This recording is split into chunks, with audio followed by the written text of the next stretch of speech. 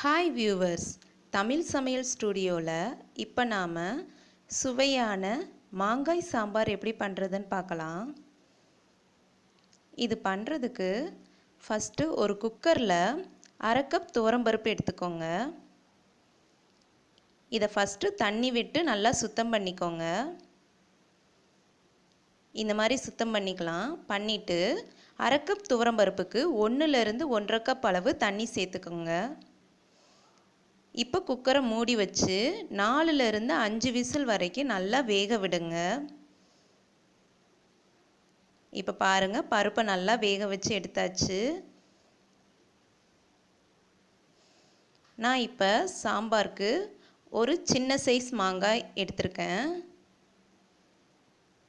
இந்த மாதிரி மாங்காய் ரொம்ப டேஸ்ட்டாக இருக்கும் குழம்புக்கு.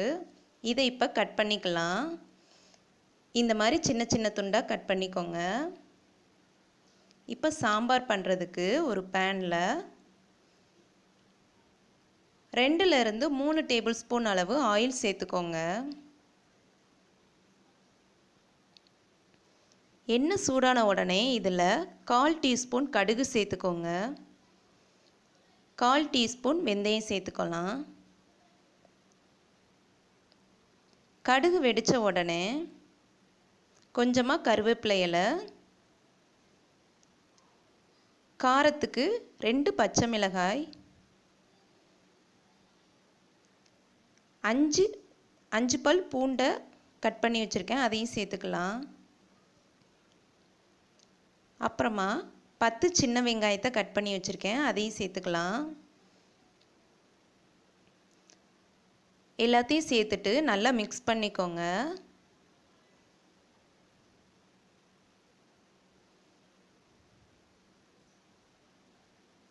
மிக்ஸ் பண்ணிவிட்டு இதை 2லேருந்து 3 நிமிஷம் நல்லா வேக விடுங்க. இப்போ பாருங்கள், வெங்காயம் நல்லா வதங்கியிருக்கு. இப்போ இது கூட ஒரு தக்காளி சேர்த்துக்கலாம். சேர்த்துட்டு இதை நல்லா மிக்ஸ் பண்ணி விடுங்க.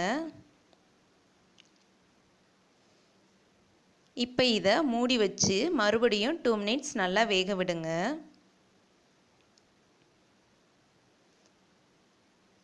மினிட்ஸ்க்கு அப்புறமா ஓப்பன் பண்ணி பார்க்கலாம். பாருங்கள், வெங்காயம் தக்காளிலாம் நல்லா வதங்கியிருக்கு. இப்போ இது கூட நாம் கட் பண்ணி வச்சுருக்கிற மாங்காவை சேர்த்துக்கலாம். மாங்காயை நல்லா மிக்ஸ் பண்ணிக்கோங்க. மாங்காய் சீக்கிரமாக குக் ஆயிரும், அதனால் இதை மூடி வச்சு 2 மினிட்ஸ் மட்டும் வேக விடுங்க.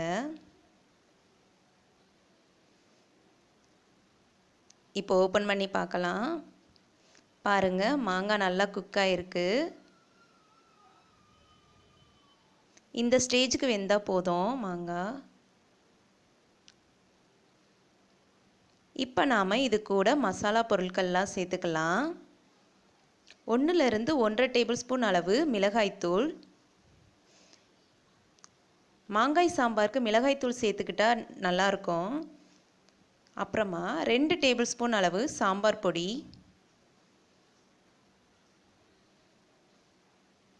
1/2 டீஸ்பூன் அளவு மஞ்சள் தூள்,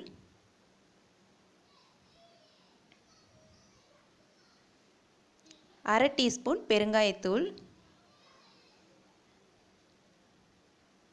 அப்புறமா சாம்பாருக்கு தேவையான அளவு உப்பு சேர்த்துக்கோங்க.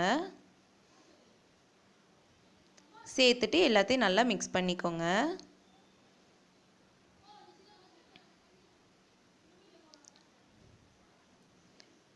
மிக்ஸ் பண்ணிவிட்டு இந்த மசாலா பொருட்களை எல்லாம் ஒரு நிமிஷம் நல்லா வேக விடுங்க.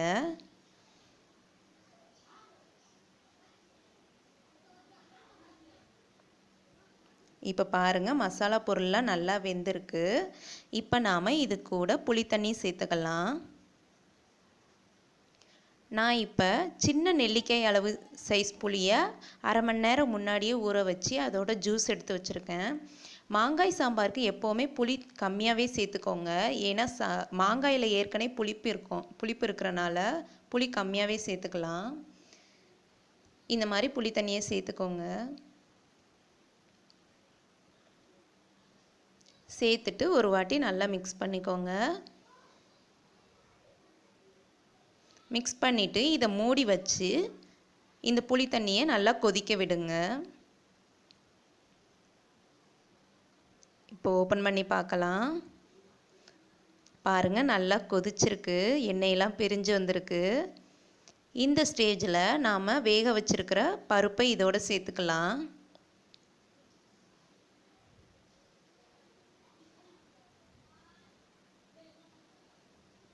சேர்த்துட்டு இதை நல்லா மிக்ஸ் பண்ணிக்கோங்க.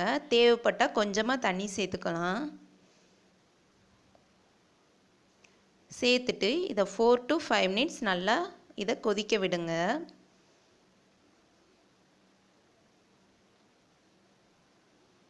இப்போ 5 minutes ஆயிடுச்சு. பாருங்கள், சாம்பார் நல்லா வெந்திருக்கு. இப்போ இதில் கடைசியாக ஒரு சின்ன துண்டு வெல்லம் சேர்த்துக்கோங்க. இது சாம்பாருக்கு இன்னும் டேஸ்ட் கொடுக்கும். அவ்வளோதான், சுவையான மாங்காய் சாம்பார் தயாராகிருச்சு. இது நீங்கள் வீட்டில் கண்டிப்பாக ட்ரை பண்ணி பாருங்கள், உங்களுக்கு பிடிக்கும். இது இட்லி, தோசை, அப்புறம் சாதத்தோடு சேர்த்து சாப்பிட்டா அருமையாக இருக்கும். கண்டிப்பாக நீங்கள் வீட்டில் ட்ரை பண்ணி பாருங்கள்.